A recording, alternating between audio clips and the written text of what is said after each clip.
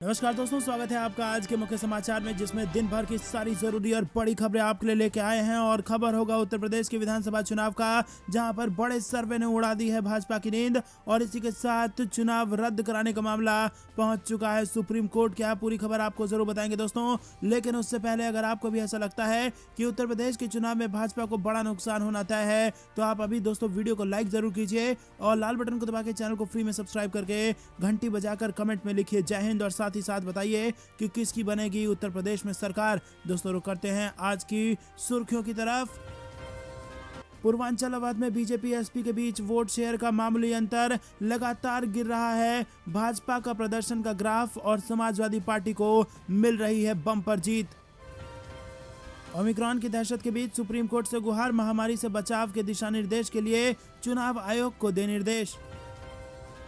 Christmas पर कांग्रेस का मोदी सरकार पर वार, कहा सांता हर किसी की सुनते हैं लेकिन पीएम मोदी सिर्फ अपने मन की बात करते हैं। वहीं केंद्र सरकार की कृषि कानून वापस लेने की साजिश, कांग्रेस बोली इस षड्यंत्र को नहीं होने देंगे सफल। तीसरी लहर की हो चुकी है शुरुआत, दिल्ली मुंबई में कोरोना केसों में बड़ा उछाल। राजस्थान के मुख्यमंत्री का बयान, कोविड से बचाव के लिए बूस्टर खुराक पर जल्द फैसला करे केंद्र सरकार। यात्रीगण ध्यान दें, किसान आंदोलन के चलते कई ट्रेनें रद्द, कई आंशिक रूप से कैंसिल, फटाफट चेक करें लिस्ट। वहीं बसपा की रैली में सतीश चंद्र मिश्रा ने योगी सरकार पर लगाया आरोप और कहा हर वर्ग के लोगों को टिकट दिया जाएगा, चाहे वो महिलाएं हों या युवा हों, लेकिन भाजपा में ऐसा नहीं होगा। क्या मोदी सरकार फिर लाने वाली है कृषि कानून? नरेंद्र सिंह तोमर बोले एक कदम पीछे हटे और फिर आगे बढ़ेंगे। कृषि कानून पर केंद्रीय मंत्री के बयान पर भड़की कांग्रेस, राहुल गांधी बोले कदम आगे बढ़ाए तो देश का अन्नदाता फिर सत्याग्रह का रास्ता अपनाएगा। बनारस में 27 को निकलेगी समाजवादी परिवर्तन। उत्तर प्रदेश चुनाव 2022 में समाजवादी पार्टी का बड़ा ऐलान। लखनऊ में कांग्रेस की मैराथन दौड़ स्थगित, जिला प्रशासन ने नहीं दी अनुमति। ओमिक्रॉन की दहशत के बीच नोएडा में 31 जनवरी तक धारा 144 लागू और कई कामों की होगी छुट्टी और कईयों पर होगा प्रतिबंध। दोस्तों सुर्खियों में बने रहिए, लेकिन उससे पहले वीडियो लाइक करना मत भूलिएगा। इलेक्ट्रॉनिक व्हीकल से भी जुड़ी बड़ी खबर, पुरानी पेट्रोल डीजल कारों को इलेक्ट्रिक में बदलना चाहते हैं तो दिल्ली सरकार ने जारी कर दिया है निर्माताओं की सूची। मुख्यमंत्री योगी के सभा स्थल की बैरिकेडिंग तोड़ पहुंच गया सांड, मच गई भगदड़, सुरक्षा में बड़ी चूक।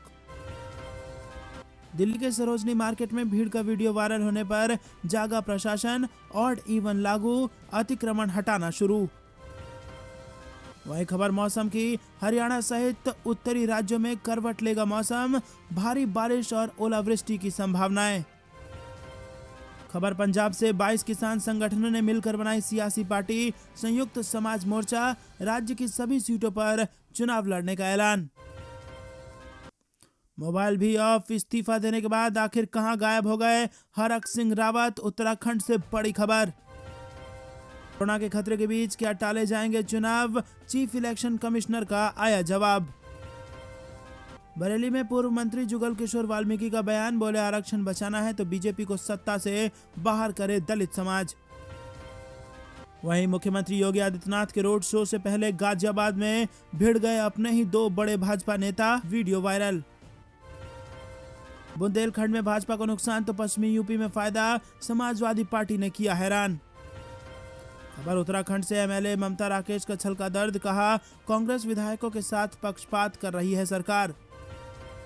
वहीं बनारस दक्षिण सीट पर सपा टीएमसी का गठजोड़ करा सकता है उलटफेर, बीजेपी को बड़ा नुकसान संभव। तो दोस्तों ये थी दिन भर की कुछ बेहद जरूरी और बड़ी सुर्खियां। अब हर एक खबर की विस्तार में आपको ले जा रहे हैं, लेकिन उससे पहले फिर से निवेदन, वीडियो लाइक करना मत भूलिएगा। सबसे पहली बड़ी खबर, एबीपी सी वोटर के सर्वे में भाजपा को बड़ा नुकसान, भाजपा के लिए आसान नहीं है यूपी में जीत। पूर्वांचल अवध में बीजेपी एसपी के बीच वोट शेयर में मामूली अंतर। जी हां दोस्तों, यूपी विधानसभा चुनाव 2022 को लेकर सभी राजनीतिक पार्टी अपनी जीत सुनिश्चित करने के लिए जुटी है। ऐसे में एबीपी सी वोटर का जो सर्वे है, उसका जो नतीजा है वो रोज भाजपा भाजपा की मुश्किलें बढ़ा रहा है, क्योंकि लगातार समाजवादी पार्टी का जो ग्राफ है वो आगे बढ़ता जा रहा है और जो दोनों के बीच में अंतर है, यानी कि भाजपा और सपा के बीच में अंतर है, वो लगातार कम होता जा रहा है और किसी भी वक्त समाजवादी पार्टी भाजपा से आगे निकल सकती है। अपने ही गढ़ में पूर्वांचल और अवध में भाजपा सपा के बीच वोट शेयर में मामूली अंतर रह गया है, जिससे ये पता लग रहा है कि यूपी फतह भाजपा के लिए आसान नहीं है और मुश्किल होती जा रही है। रुक करते हैं अगली बड़ी खबर की तरफ। ओमिक्रॉन की दहशत के बीच सुप्रीम कोर्ट से गुहार, महामारी से बचाव के दिशा निर्देश के लिए चुनाव आयोग को दे निर्देश। जहां दोस्तों आपको बता दें कि सुप्रीम कोर्ट में याचिका दायर कर आगामी विधानसभा चुनावों के दौरान कोविड-19 महामारी से बचाव के दिशा निर्देश लागू करने के लिए चुनाव आयोग को निर्देश देने का आग्रह किया गया है।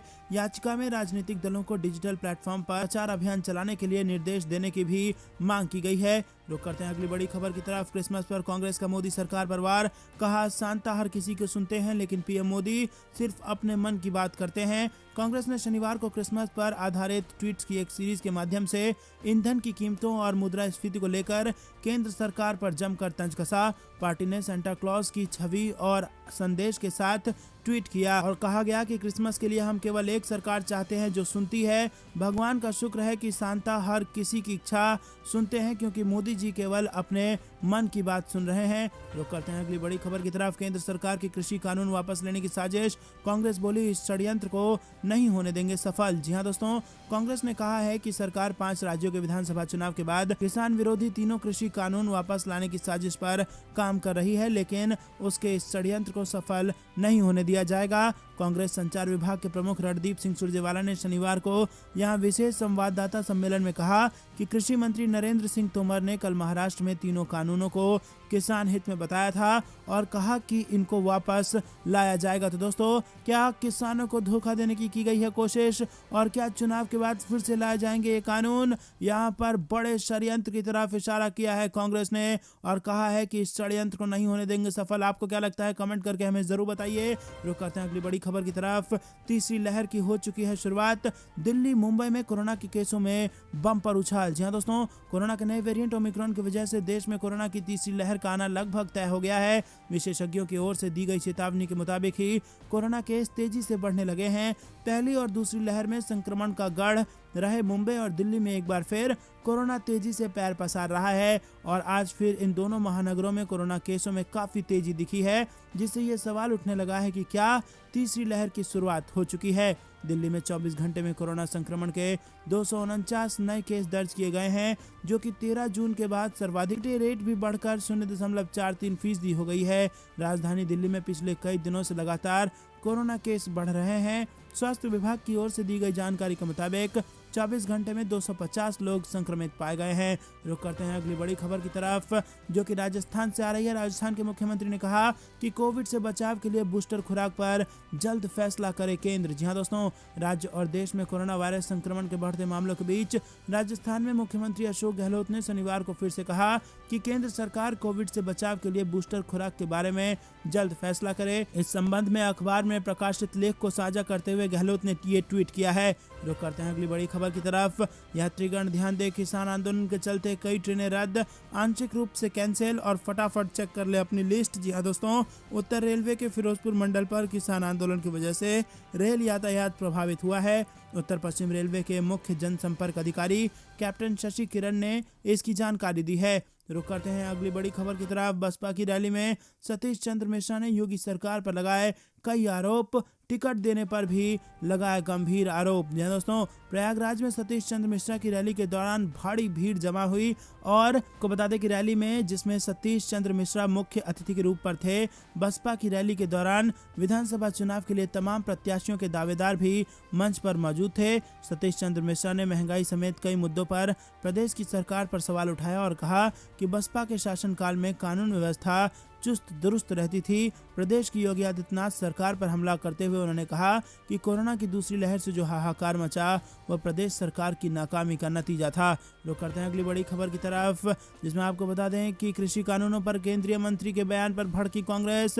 राहुल गांधी बोले कि कदम आगे बढ़ाए तो फिर से वही सत्याग्रह का रास्ता अपनाएगा अन्नदाता, और जिस तरह पहले अहंकार को परास्त किया था वैसे ही दोबारा आपको हराएगा अन्नदाता। जी हाँ दोस्तों, यहाँ पर खबरें आ रही हैं कि 5 राज्यों के चुनाव के बाद फिर से कृषि कानून वापस आ सकता है, ऐसा दावा कांग्रेस ने किया है और ये भी कहा है कि इस षड्यंत्र को हम पूरा होने नहीं देंगे, और अगर ऐसा हुआ तो अन्नदाता फिर से आपके अहंकार को ध्वस्त करेंगे। रुक करते हैं अगली बड़ी खबर की तरफ। अखिलेश यादव को यूपी का सीएम बनना चाहिए, शिवपाल यादव ने दिया है बड़ा बयान। जी हाँ दोस्तों, उत्तर प्रदेश के चुनावी समर के बीच खास बातचीत में समाजवादी पार्टी के पूर्व नेता और पीएसपी के मुखिया शिवपाल यादव ने कहा कि आगामी विधानसभा चुनाव में सपा सुप्रीमो और राज्य के पूर्व सीएम अखिलेश यादव को मुख्यमंत्री बनना चाहिए। अखिलेश के साथ आत्मीय संबंध है मेरा, और पिछली सरकार में मैंने अखिलेश यादव को अपना नेता मान लिया था। हमारी पार्टी और अखिलेश की पार्टी दोनों मिलकर सरकार बनाएगी, ये ऐलान किया है समाजवादी पार्टी के पूर्व नेता और प्रसपा के अध्यक्ष शिवपाल सिंह यादव ने। रुक करते हैं अगली बड़ी खबर की तरफ। चुनाव से पहले भाजपा के लिए सिरदर्द बनी महंगाई, फोन का खर्च भी बढ़ा सकता है टेंशन। जी हाँ दोस्तों, अगले साल 5 राज्यों में विधानसभा चुनाव होने हैं और इनमें 4 राज्यों में मौजूदा समय में भाजपा की सरकार है। आगामी विधानसभा चुनाव से पहले महंगाई भाजपा के लिए सिरदर्द बन गई है। इतना ही नहीं, मोबाइल फोन का बढ़ता खर्च भी भाजपा की टेंशन को बढ़ा सकता है। द टेलीग्राफ की रिपोर्ट के अनुसार उत्तर प्रदेश में आने वाले एक भाजपा सांसद ने बढ़ती महंगाई को लेकर कहा कि लोग खाद्य पदार्थों और रसोई गैस की बढ़ती कीमतों के साथ मोबाइल टॉप अप के महंगे होने की शिकायत कर रहे हैं, और सांसद ने कहा कि मतदाता शिकायत करते हैं कि उनका मोबाइल खर्च भी मासिक तौर पर करीब 300 रुपए हो गया है, जो पहले 200 रुपए से भी कम हुआ करता था। तो दोस्तों, महंगाई से पीड़ित है जनता, और 5 राज्यों के चुनाव में भाजपा को हो सकता है इसका बड़ा नुकसान, और जनता ने अपना महंगाई से परेशान होना व्यक्त करना शुरू कर दिया है। रुक करते हैं अगली बड़ी खबर की तरफ। भारत में ओमिक्रॉन के केस 400 के पार, केंद्र सरकार अलर्ट पर, 10 राज्यों में भेजी जाएगी टीम। जी हाँ दोस्तों, आपको बता दें कि ओमिक्रॉन वेरिएंट के बढ़ते केसों ने फिर से चिंता बढ़ा दी है। देश के 17 राज्यों में ओमिक्रॉन के 415 मरीज सामने आ चुके हैं, और इस नए संकट का सबसे ज्यादा खतरा गुजरात में है। ओमिक्रॉन के बढ़ते केसों के कारण क्रिसमस और न्यू ईयर के जश्न पर भी ब्रेक लग गया है। इसके साथ ही राज्यों में नाइट कर्फ्यू का दौर लौट आया है, और ओमिक्रॉन के साथ ही कोरोना भी रफ्तार पकड़ चुका है। लिहाजा देश भर में कोरोना के कुल केस 77,032 हो गए हैं। बता दें कि ओमिक्रॉन के बढ़ते खतरे को देखते हुए सरकार वैक्सीनेशन पर जोर दे रही है। लिहाजा केंद्र सरकार ने ऐसे 10 राज्यों की सूची बनाई है जहां कोविड टीकाकरण की रफ्तार काफी धीमी है। स्वास्थ्य मंत्रालय के मुताबिक अब ऐसे राज्यों में केंद्र की ओर से टीम भेजी जाएगी।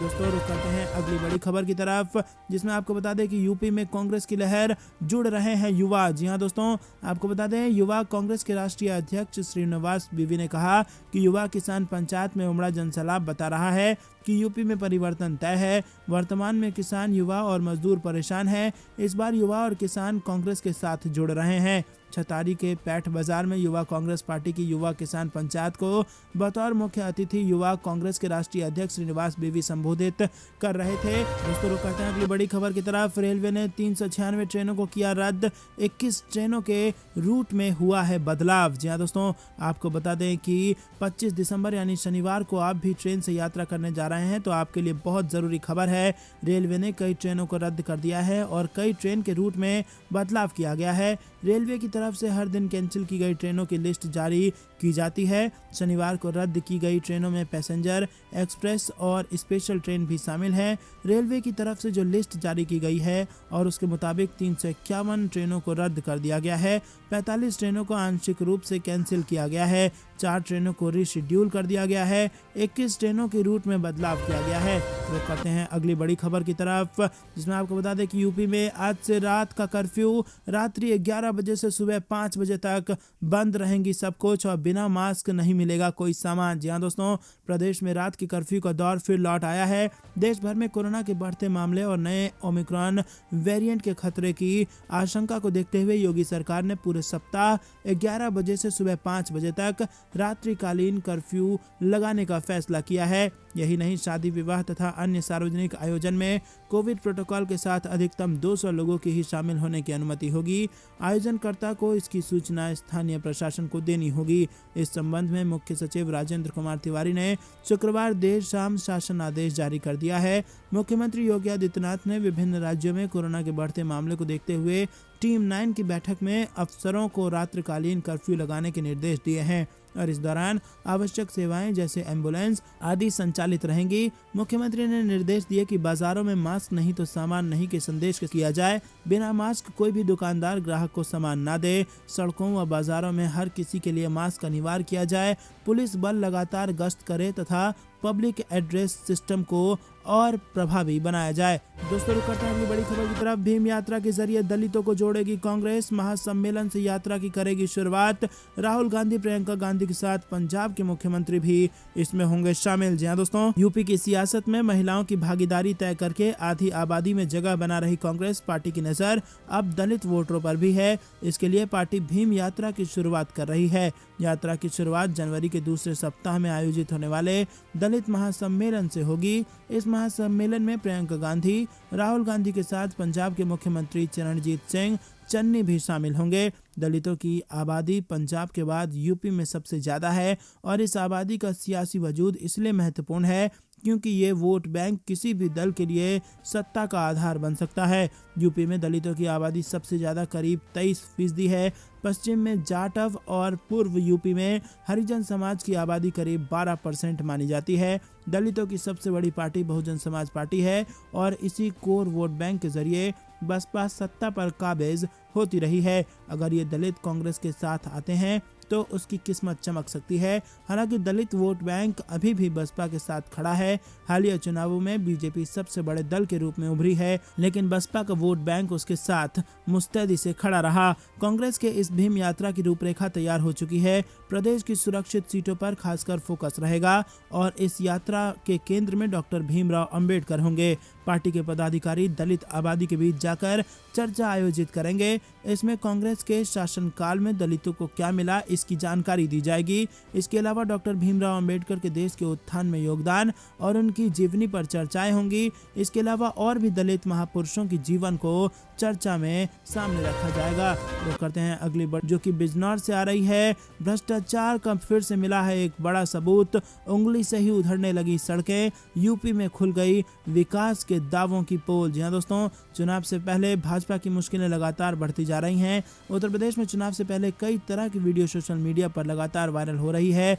ऐसा ही एक वीडियो सड़क उखाड़ने की भी सामने आई है जो उत्तर प्रदेश में विकास के दावों की पोल खोलती है। और इस वीडियो में एक शख्स उंगली से सड़क खोदता दिखा है और इस वीडियो को देखकर ऐसा लग रहा है कि मानो सड़क बनाने में जो घपलेबाजी हुई है उसका खुलासा हो गया। जी हाँ दोस्तों, उंगली से सड़क उखड़ जा रही है बिजनौर में और यूपी सरकार में खुली विकास की दावों की पोल। रुक करते हैं अगली बड़ी खबर की तरफ।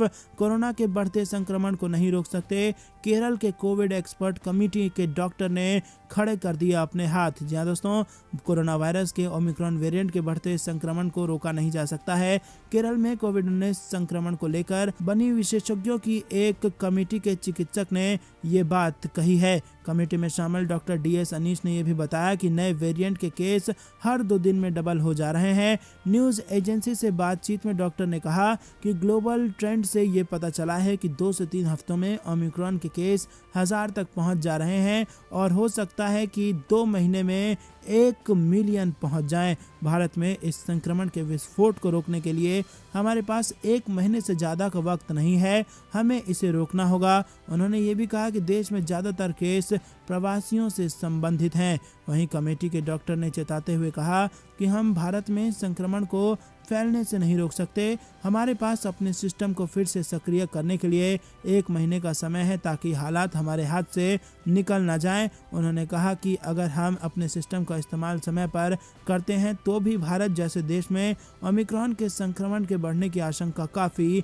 प्रबल है। हम आपको बता दें कि केरल में अब तक ओमिक्रॉन के 35 से ज़्यादा मामले सामने आ चुके हैं। दोस्तों रुक करते हैं अगली बड़ी खबर की तरफ। उत्तर प्रदेश में राष्ट्रपति शासन चुनाव टालने की बात कर सुब्रमण्यम स्वामी ने उड़ाई भाजपा की नींद। वहीं ओम प्रकाश राजभर ने किया बड़ा दावा, बोले योगी सरकार के 2 दर्जन मंत्री और 150 MLA संपर्क में, जल्द छोड़ेंगे पार्टी और आएंगे साथ। तीसरी बड़ी खबर में अखिलेश यादव का बड़ा बयान, 2022 में सपा सरकार बनी तो सस्ते दरों पर दी जाएगी बिजली, चुनाव को लेकर किया बड़ा वादा। वहीं हमेशा नफरत और हिंसा फैलाते हैं भाजपा वाले, कीमत चुकाता है हर समुदाय, हरिद्वार हेट स्पीच पर बोले राहुल गांधी। क्या टल जाएगा यूपी चुनाव, 3 दिन के लिए लखनऊ आएंगे मुख्य चुनाव आयुक्त और यूपी के डीएम एसपी संग करेंगे मीटिंग। लॉकडाउन की तरफ बढ़ रही है दिल्ली, एक दिन में कोरोना के 180 नए केस, 16 जून के बाद सबसे अधिक मामले। वहीं भाजपा को हार का डर सता रहा है, परेशान करने के लिए केंद्रीय एजेंसियों का कर रही है भाजपा इस्तेमाल। अखिलेश यादव ने उत्तर प्रदेश चुनाव से पहले फिर किया भाजपा पर बड़ा। तो दोस्तों ये थी दिन भर कुछ बेहतरीन और बड़ी खबरें। तक बने रहने के लिए बहुत बहुत धन्यवाद। देख रहे थे आपका अपना चैनल जय हिंद जय भारत।